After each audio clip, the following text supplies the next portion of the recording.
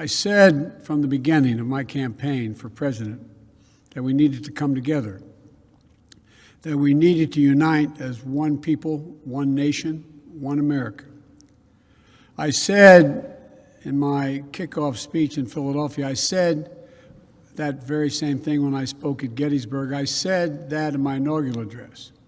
And I believe with every fiber on my being, there are simply some core values and beliefs that should bring us together as Americans. One of them is standing together against hate, against racism, the ugly poison that has long haunted and plagued our nation.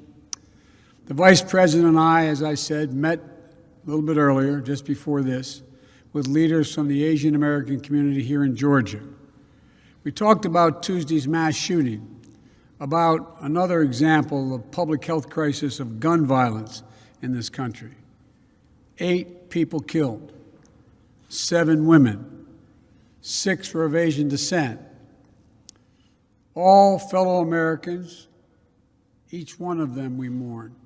Their families are left with broken hearts and unanswered questions.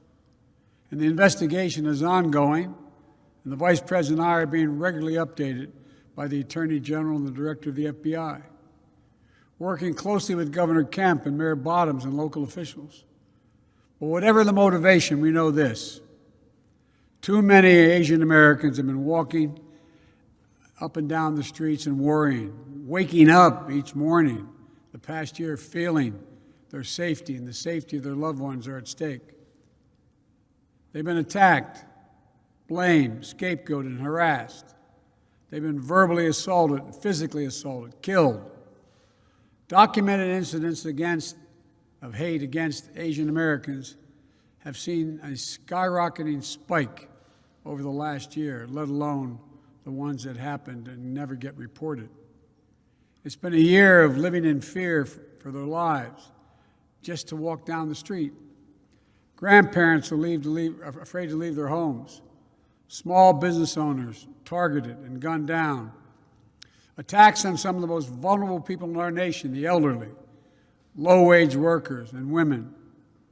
In fact, Asian American women suffered twice as many incidents of harassment and violence as Asian American men. We're learning again what we've always known: words have consequences. It's the coronavirus, full stop.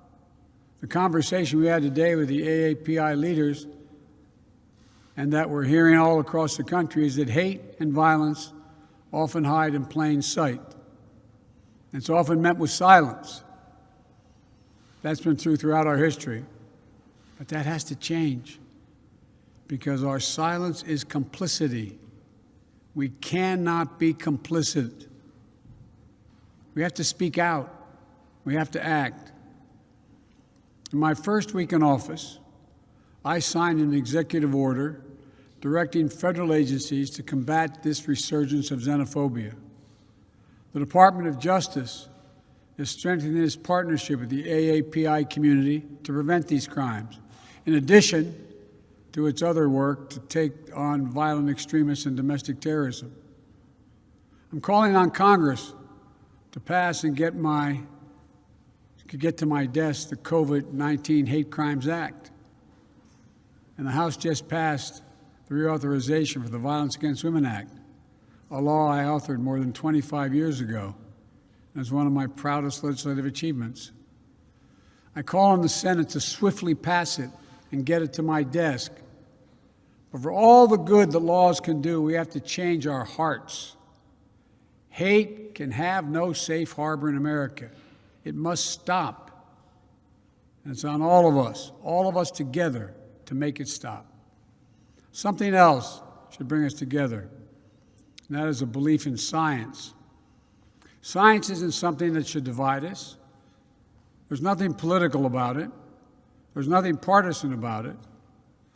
One of America's best examples of commitment to science is headquartered right here in Atlanta, the Center for Disease Control and Prevention. The CDC represents the best of this nation: brilliant minds, deep faith in science, and a strong commitment to public service. We came here to thank them for all the work they do, and especially the work they've done over the course of this pandemic. We owe them and their families our gratitude. We wanted to convey to them the absolute commitment to give them everything they need to do their work and get it done, free of politics and guided by science.